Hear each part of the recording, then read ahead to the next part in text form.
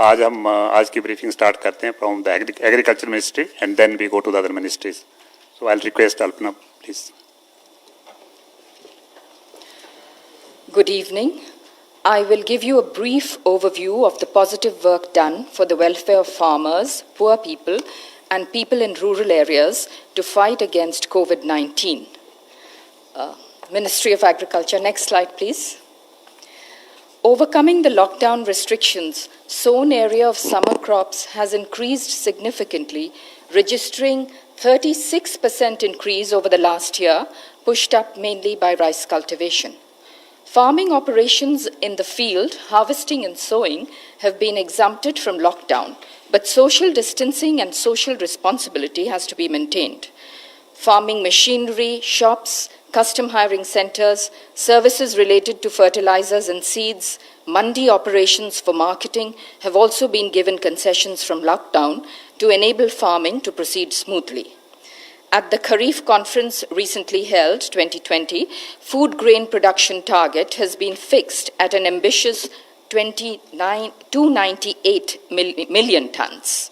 298 million tons. Next slide, please. To help farmers sustain production, money has been disbursed under the PM Kisan Yojana and the PM Fasal Bima Yojana insurance claims have been disbursed. Pulses have been dispatched to states under the PM Garib Kalyan Yojana. Next.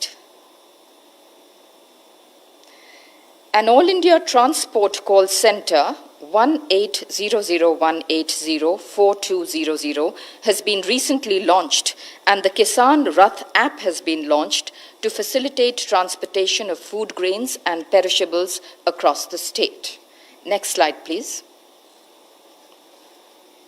Regarding Ministry of Consumer Affairs, Food and Public Distribution, I would like to inform you that face masks and sanitizers have been brought under the Essential Commodities Act. NGOs have been permitted to buy food grains directly from FCI for relief operations. FCI has moved double the average food grains across the country during the lockdown. Next, please.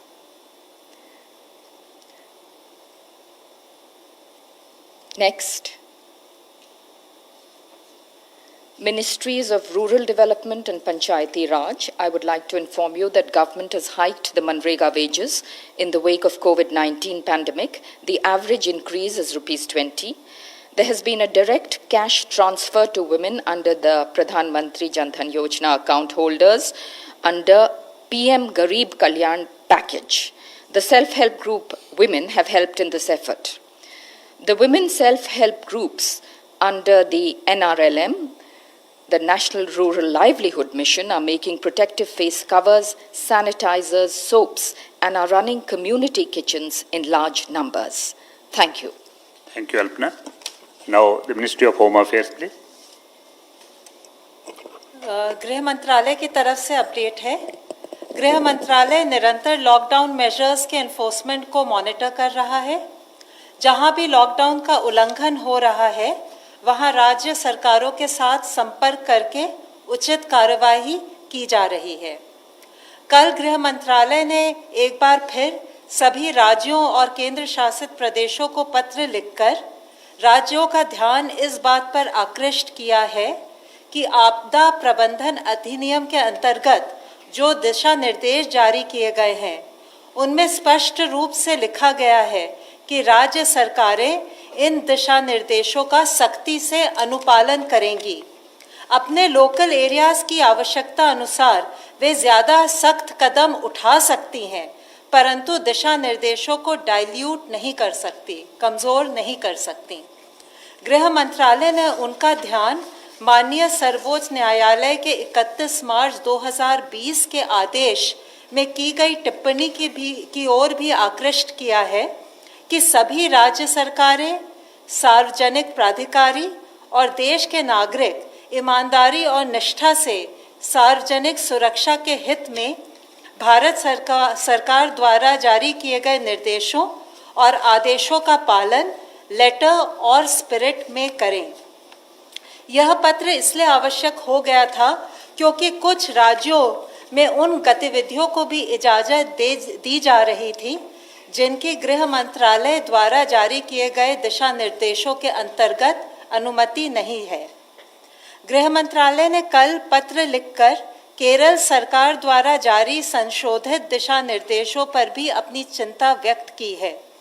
कुछ गतिविधियों की अनुमति दी गई है उनके द्वारा जो आपदा प्रबंधन अधिनियम 2005 के तहत गृह मंत्रालय द्वारा जारी आदेशों का उल्लंघन है और लॉकडाउन नियमों को भी क्षीण कर रहा है।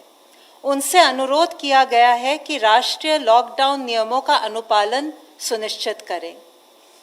कुछ जिलों में भी लॉकडाउन नियमों के उल्लंघन के कुछ मामले सामने आए हैं जो स्वास्थ्य के लिए गंभीर खतरा पैदा कर सकते हैं। कुछ जिलों में कोविड-19 के संक्रमण की स्थिति गंभीर है या गंभीर होती जा रही है, जैसे राजस्थान में जयपुर, मध्य प्रदेश में इंदौर, महाराष्ट्र में मुंबई और पुणे, पश्चिम बंगाल में कोलकाता, हावड़ा, 24 परगना नॉर्थ, मेदिनीपुर ईस्ट, दार्जिलिंग, जलपाईगुड़ी और कालिम्पोंग। इन चारों राज्यों के प्रभावित जिलों का ऑन द स्पॉट आंकलन करने के लिए आपदा प्रबंधन अधिनियम 2005 के अंतर्गत गृह मंत्रालय ने 6 इंटर मिनिस्टीरियल सेंट्रल टीमों का गठन किया है। ये टीमें अपने निर्धारित स्थान पर पहुंच चुकी हैं। इन टीमों का भारत सरकार के एडिशनल सेक्रेटरी के स्तर के अधिकारी लीड कर रहे हैं। प्रत्येक टीम में 6 सदस्य हैं, जिनमें एक सीनियर पब्लिक हेल्थ स्पेशलिस्ट तथा नेशनल डिजास्टर मैनेजमेंट अथॉरिटी के एक सीनियर अधिकारी भी शामिल हैं। इस प्रकार गृह मंत्रालय का यह प्रयास है कि उपलब्ध एक्सपर्टीज को जितना मुमकिन हो सके उतना राज्यों के साथ साझा करें, जिससे कि लोक हित में सबकी मदद हो सके। ये टीमें हॉटस्पॉट एरियाज, हेल्थ और मेडिकल इंफ्रास्ट्रक्चर के प्रबंधन और आपदा प्रबंधन के मुद्दों पर राज्य सरकारों का सहयोग करेंगी तथा लॉकडाउन नियमों के अनुपालन के अलावा आवश्यक वस्तुओं की आपूर्ति, सोशल डिस्टेंसिंग के अनुपालन, स्वास्थ्य सुविधाएं, स्वास्थ्य कर्मियों की सुरक्षा, गरीब एवं श्रमिकों के लिए राहत शिविरों की स्थिति आदि पर अपनी रिपोर्ट देंगी। आशा है इन कदमों के साथ हम मिलकर कोविड-19 के खिलाफ अपनी मुहिम में सफल होंगे। धन्यवाद। धन्यवाद। Health ministry representative please. अब तक टोटल 2546 लोग क्योर हो चुके हैं, जो कि हमारी ओवरऑल क्योर परसेंटेज को 14.75% तक लेके जाता है। कल से एडिशनल कंफर्म केसेस देश में 1553 आए हैं, which takes the total number of confirmed cases in the country to 17,265. Last 24 hours में 36 न्यू डेथ्स भी रिपोर्ट हुई हैं। माननीय स्वास्थ्य मंत्री जी ने कोविड-19 मैनेजमेंट की तैयारियों की समीक्षा के तहत कल Rajiv Gandhi super speciality hospital का दौरा भी किया। उन्होंने फ्रंटलाइन वर्कर्स के एफर्ट की तारीफ की, कहा कि आज जो हमारा इंक्रीज रिकवरी रेट आ रहा है वह हमारी क्वालिटी ऑफ केयर को रिफ्लेक्ट करता है। उन्होंने कहा कि लॉकडाउन 2.0 के दौरान लाइफ में डिसिप्लिन लाने से हम लोग रिच डिविडेंड्स पा सकते हैं, जिससे हमें कोविड की लड़ाई जीतने में सफलता मिलेगी। G20 एक इंटरनेशनल फोरम है जिसमें 19 देश और यूरोपियन यूनियन के नेशन मेंबर्स फाइनेंशियल इश्यूज के साथ साथ सोशियो इकोनॉमिक इश्यूज पर भी डिस्कस करते हैं। G20 के मेंबर नेशंस वर्ल्ड का 80% इकोनॉमिक आउटपुट, ग्लोबल पॉपुलेशन 2/3 और 3/4 जो इंटरनेशनल ट्रेड है उसको रिप्रेजेंट करते हैं। उस G20 के स्वास्थ्य मंत्रियों की कल एक वीडियो कॉन्फ्रेंस के द्वारा मीटिंग हुई, जिसमें कोरोना वायरस से निपटने के लिए कोऑपरेशन और कोलैबोरेशन के इशू पर डेलिब्रेट किया गया। माननीय मंत्री जी ने इन टेस्टिंग टाइम्स के दौरान सभी मेंबर स्टेट्स के साथ मिलकर काम करने के लिए भारत के कमिटमेंट को जाहिर किया।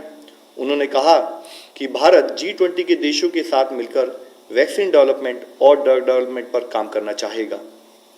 इसके साथ ही गवर्नमेंट ऑफिसेज के कामकाज के लिए स्वास्थ्य मंत्रालय ने अधिकारियों को एक गाइडलाइंस के द्वारा वायरस के स्प्रेड को रोकने में संबंधित प्रिकॉशनरी मेजर की सलाह दी है।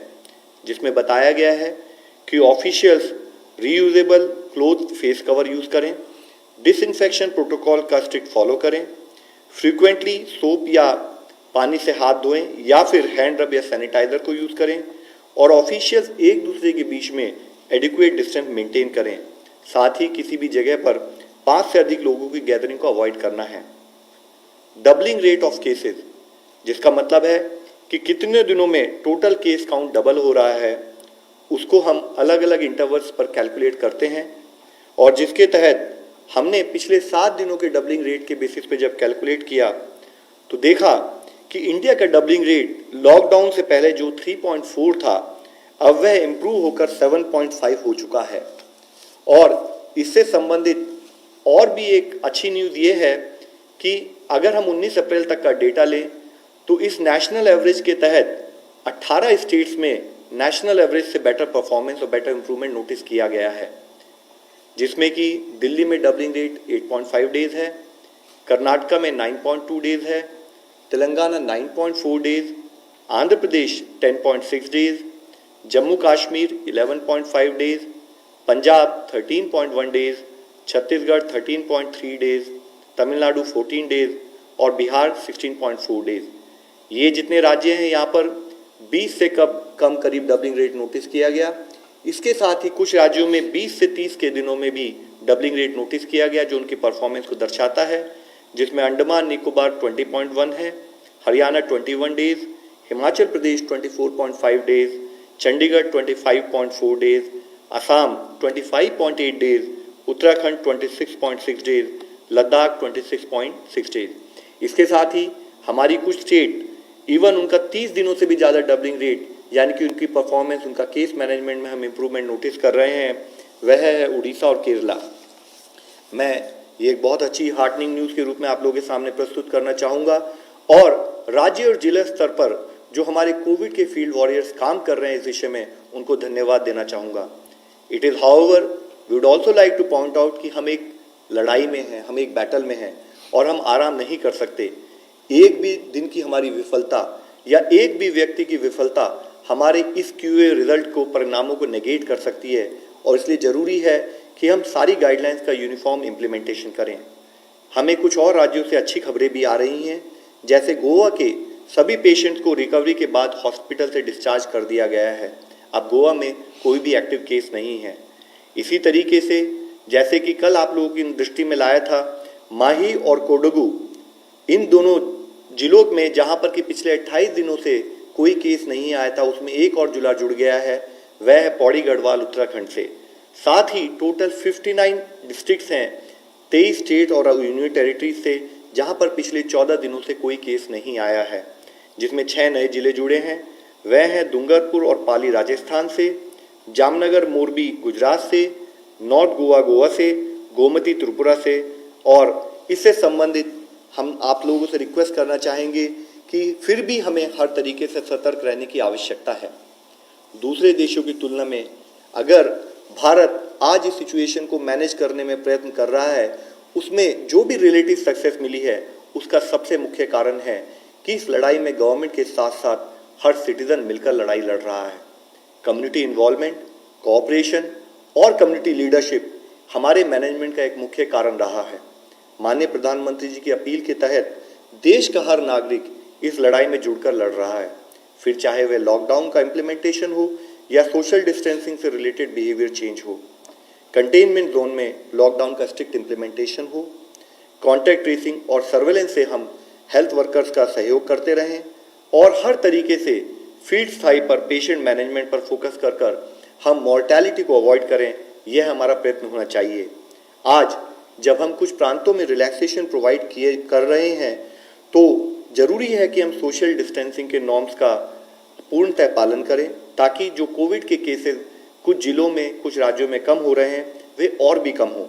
और जो जिले ग्रीन जोन में चले गए हैं, वहाँ पर हम सबकी रिस्पॉन्सिबिलिटी है कि वह 0 केस की स्थिति में ही बने रहें। हम सभी को पता है कि इस बीमारी की कोई अभी तक वैक्सीन नहीं है।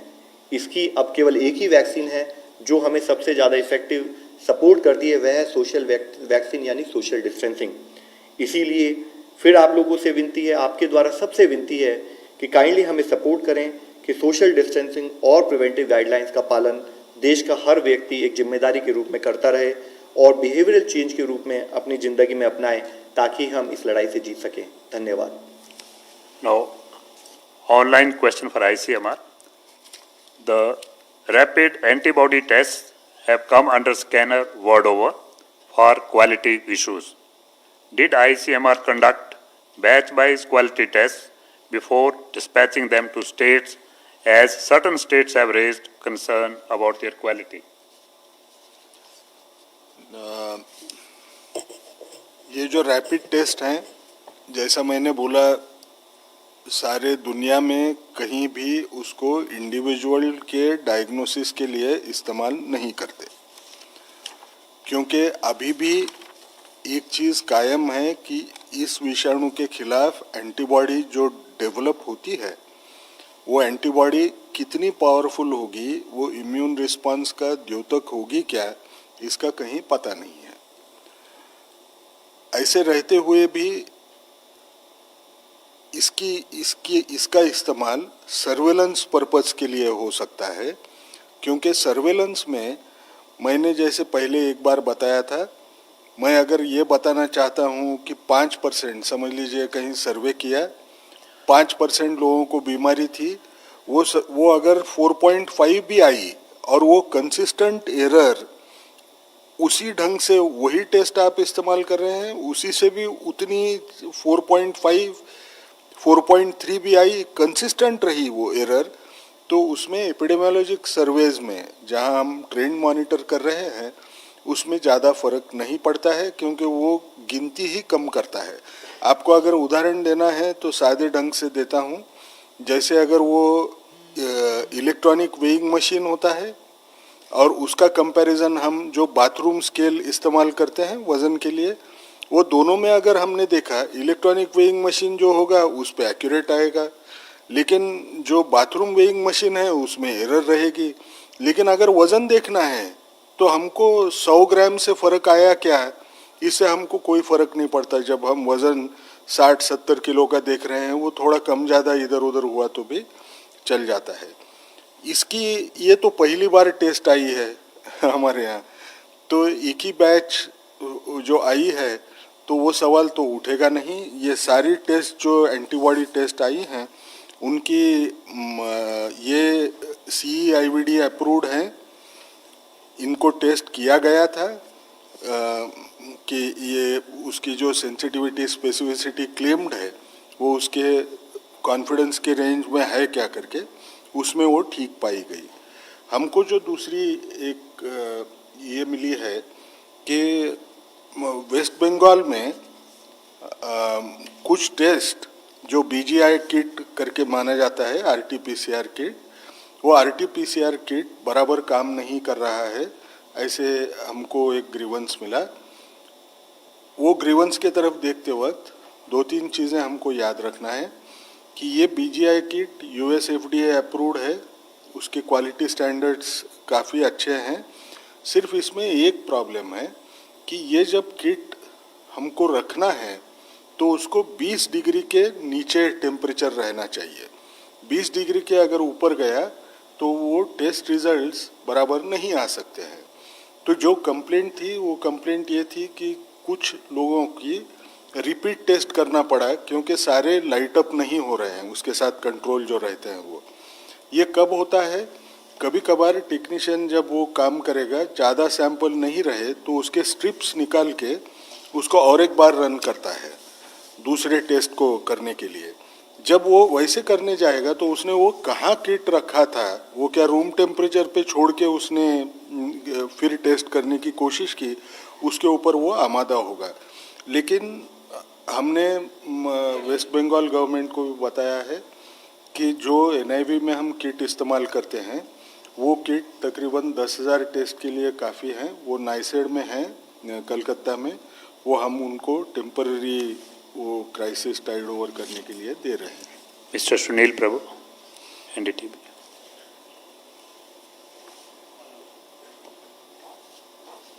Hello. To the MHA, there has been some negative reactions from states like West Bengal about the spirit of federalism, about the ICMT teams which have been sent. I know the guidelines of the National Disaster Management Act and why you have sent those teams. But state some misgivings, as well as the fact that you're using and not an order, but a direction which has been said in a Supreme Court judgment.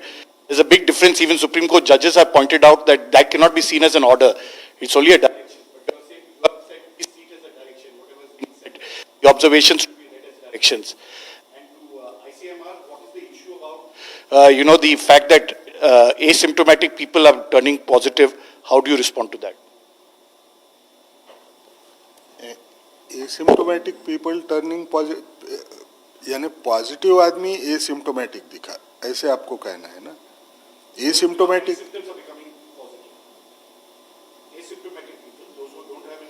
तो वो तो हमने पहले भी बहुत बार बताया है। 100 लोगों को अगर इन्फेक्शन हुआ तो उसमें से 80 लोगों को इन्फेक्शन उसमें कोई लक्षण दिखाई नहीं देता। वो दिखने को भले एसिम्टोमेटिक रहे, उसको अगर हम जांच करें तो उसकी भी टेस्ट पॉजिटिव आने का चांस रहता है।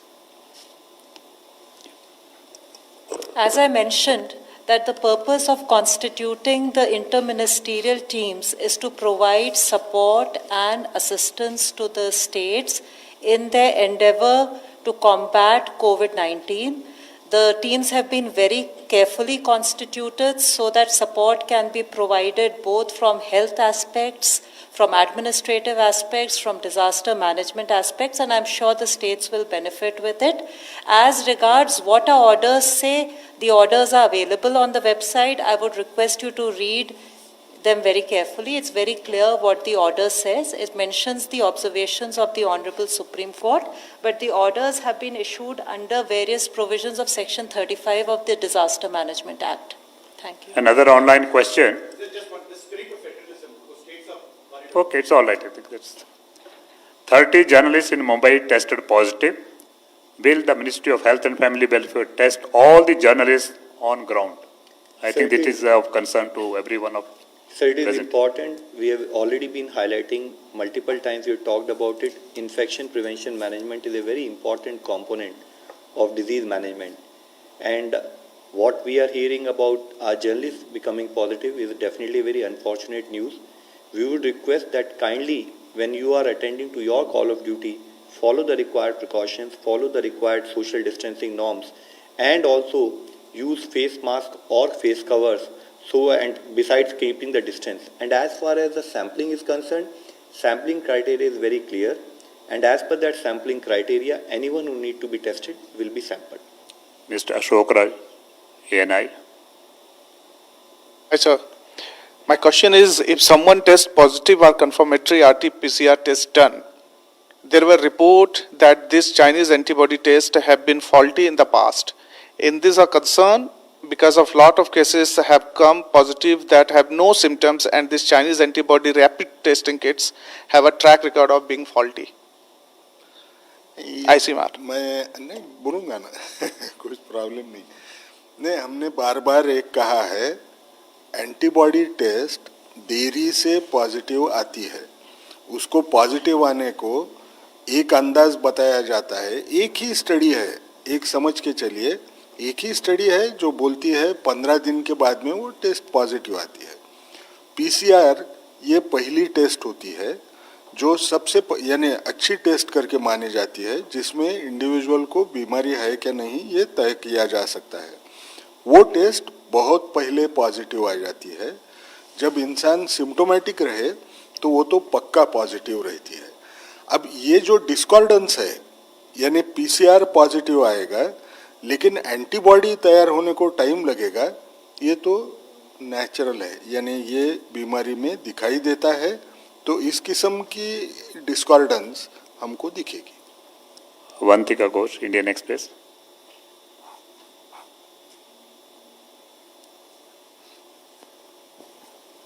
Sir, I have two questions. One is for the Health Ministry and one is for ICMR.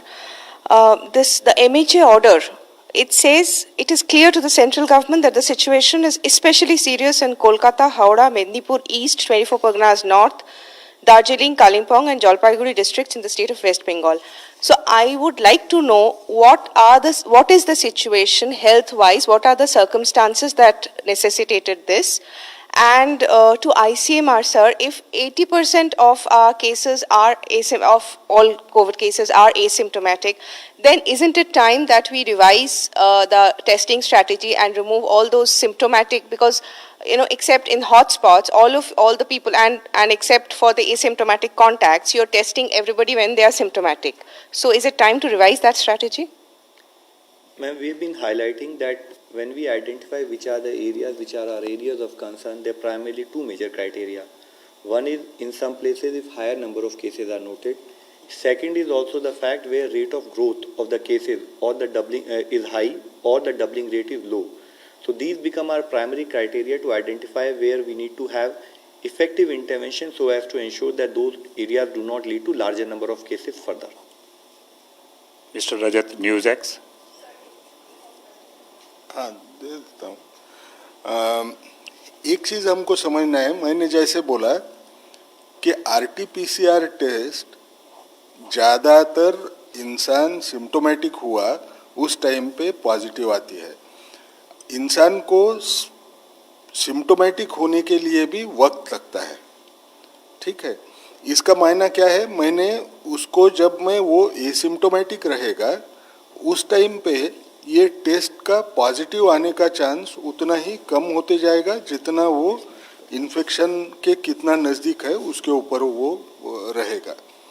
अब रहा सवाल कि क्या इसकी वजह से, अब ये टेस्ट के लिमिटेशंस हैं। मैं जैसे बार बार एक कह रहा हूँ कि कुछ कुछ चीज़ें गिवन है, ये नई बीमारी है, ये बीमारी को समझने की जब लोग देख रहे हैं उस बीमारी के तरफ, उसी वक्त इंटरवेंशन भी करना, इतना ही तेज़ी से करना ये ज़रूरी बन रहा है। जो है उसको समझ के जितना कर सकते हैं उतना कर रहे हैं। रहा सवाल अभी इस हमने गाइडलाइंस बदलना चाहिए क्या, जैसे मैंने बोला जितने आप इन्फेक्शन के टाइम पॉइंट के नज़दीक जाएंगे उतना ये टेस्ट पॉजिटिव आने का चांस और कम होते जाएगा।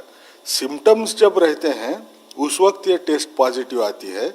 इसका मतलब उसकी कॉस्ट इफेक्टिवनेस या रिस्क बेस्ड अप्रोच, इसमें हमको यील्ड कम होते जाएगी।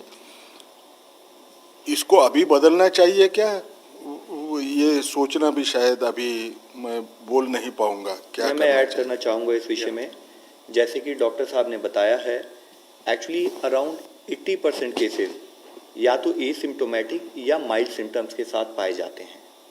जो वर्ल्ड वाइड हम लोगों ने इसको एनालिसिस किया है, अराउंड 15% केसेस हैं जो सीवियर केसेस में कन्वर्ट होते हैं, जिनको हो सकता है कि ऑक्सीजन सपोर्ट की ज़रूरत पड़े, और 5% केसेस जो होते हैं वो क्रिटिकल केसेस में कन्वर्ट होने के चांसेस होते हैं। तो जो हमारा टेस्टिंग क्राइटेरिया है वो काफ़ी डिटेल्ड है। अगर आप देखें उसमें सिम्टोमेटिक कॉन्टैक्ट्स जो कि लैब कन्फर्म्ड केसेस के या हेल्थ केयर वर्कर्स हैं जो सिम्टोमेटिक हैं, और साथ में एसिम्टोमेटिक अगर वो डायरेक्ट या हाई रिस्क कॉन्टैक्ट होते हैं किसी कन्फर्म केस के, उन दोनों का भी प्रोविज़न किया गया है। तो अभी जो हमारा testing criteria it takes into account the point आपने मेंशन किया है, और साथ में ये हमारे जो सैम्पलिंग क्राइटेरिया है वो सीवियर एक्यूट रेस्पिरेटरी इलनेस पर भी फोकस करते हुए भी उनकी भी टेस्टिंग करता है। मैं ही भूल गया ये वर्ड, लेकिन हाई रिस्क एरिया में हमने even ILI influenza like illness यानी एकदम माइनर इलनेस को भी जांच करने के लिए रखा है। अब इससे आगे कहाँ तक जा सकते हैं ये तो टाइम बताएगा, जैसे बीमारी या टेस्ट सुधरेगी। Last question, mister Madhurendra, news nation.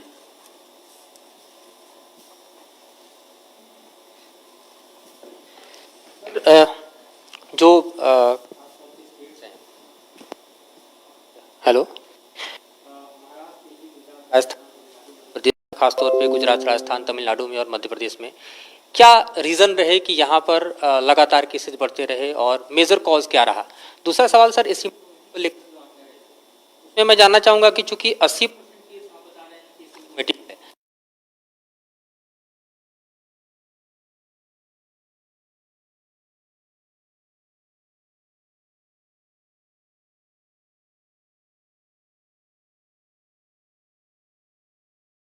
Effort कर रही हैं। इसी तरह हमारी टीम्स जितने भी स्टेट्स में ज़्यादा केसेस पाए जाते हैं तो उनके साथ भेजते हुए, उनके साथ डिस्कस करते हुए कैसे स्ट्रेटेजाइज किया जाए, हम उस पर काम करते हैं। इससे पहले भी हम लोगों ने कई बार इस पर डिस्कस किया है कि अगर हमारे पास केसेस आते हैं तो हम उसको 2 पार्ट में डिवाइड करते हैं, या तो हम उसे क्लस्टर मानते हैं या मल्टीपल क्लस्टर यानी कि एक लार्ज आउटब्रेक के तहत ट्रीट करते हैं। और उन जो हमारे क्लस्टर या लार्ज आउटब्रेक के हिसाब से ट्रीट करते हैं, जो हमारा प्रोटोकॉल होता है वो स्टेट के साथ डिस्कस करके, फील्ड एडमिनिस्ट्रेशन के साथ डिस्कस करके उसको कंटेनमेंट के एफर्ट्स किए जाते हैं। और जो इशू आपने बताया, वाइल डॉक्टर गंगा खेड़कर साहब will further this thing in that, मैंने इससे भी पहले आपको बताया कि 80% केसेस एसिम्प्टोमेटिक नहीं होते, 80% केसेस एसिम्प्टोमेटिक और माइल्ड सिम्टम्स के साथ होते हैं, तो हम उनको ट्रैक कर सकते हैं। और रही बात इसकी कि कैसे हम उन लोगों से बचें, तो इसमें इशू ये होता है कि जब आप एक केस को एनालाइज करते हैं तो आप देखते हैं उसकी कोई कॉन्टैक्ट हिस्ट्री या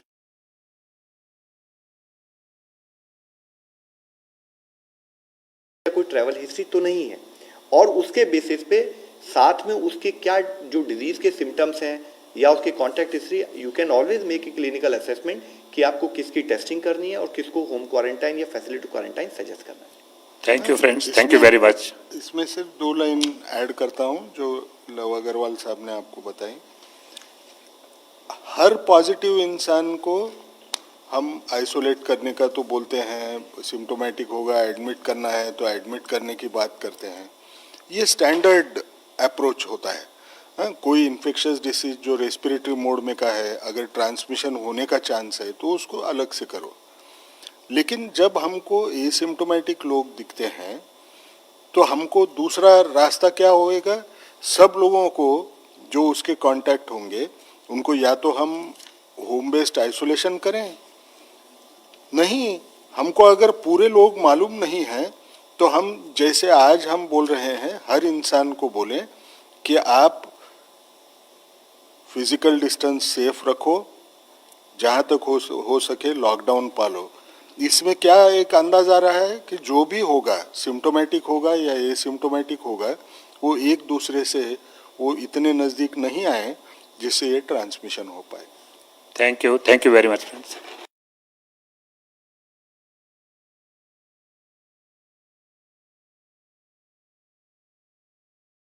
तक टोटल जो डेथ रिपोर्ट हुई हैं वह 17 हैं, और पिछले 24 घंटों के दौरान 75 नए मामले और 4 डेथ रिपोर्ट हुई हैं। कोविड से जितनी भी ये डेथ रिपोर्ट हुई हैं उनमें मुख्य रूप से जितने पेशेंट थे उनको या तो मधुमेह या हार्ट डिजीज या हाइपरटेंशन के लक्षण भी थे। इन सभी मामलों में मुख्यतः हमारे एल्डरली पेशेंट थे जिनमें दूसरी बीमारी के लक्षण जैसे कि मैंने आपको बताया था वो भी थे।